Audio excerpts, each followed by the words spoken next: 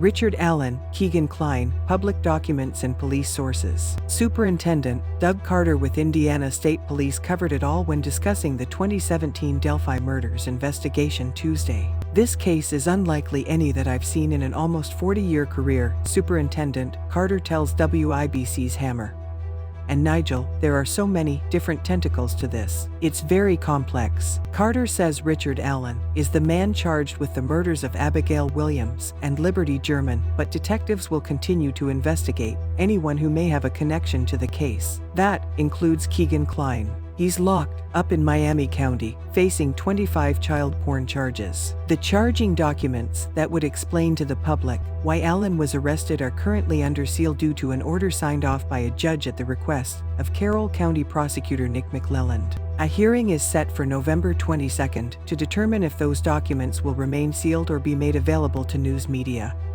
and the public.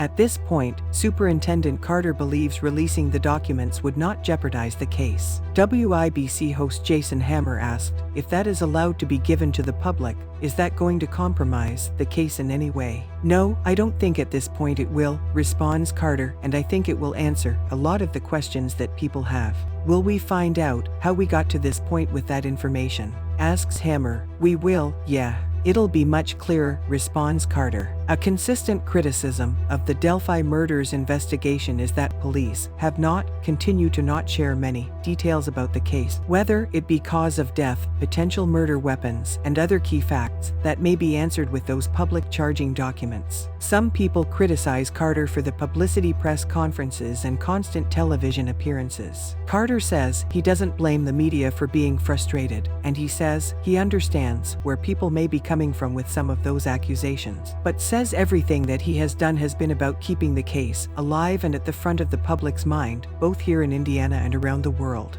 As for releasing certain details about the case, he says that's strategic on the part of police. There are things that we know that only the killer would know. Speaking generally, says Carter, it's investigative strategy. Obviously, if we know what the killer knows and nobody else does, when we do talk to the killer, we'll have a clearer idea of what occurred. That led to a discussion about the reporting since the announcement of Richard Allen's arrest. Several news outlets have published articles about the Delphi murders investigation, citing anonymous sources and even police sources. Whether or not those stories turn out to be true, time will tell. But at this moment in time, it's frustrating for Carter. Carter explains, it is frustrating, I will say yes. It is absolutely frustrating because we can't talk about what we think, and I've said this many times before. You should expect us to only talk about what we know. And shame on us for saying something that might jeopardize that. So, whoever this source is, I doubt very seriously that individual is a part of the core team.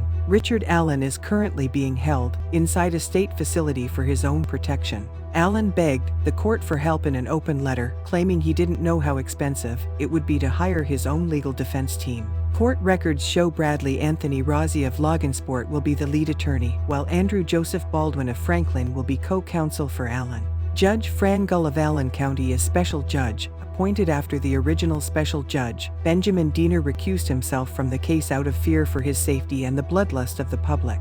If you like this video, please do subscribe to my channel, and thank you so much for watching this video.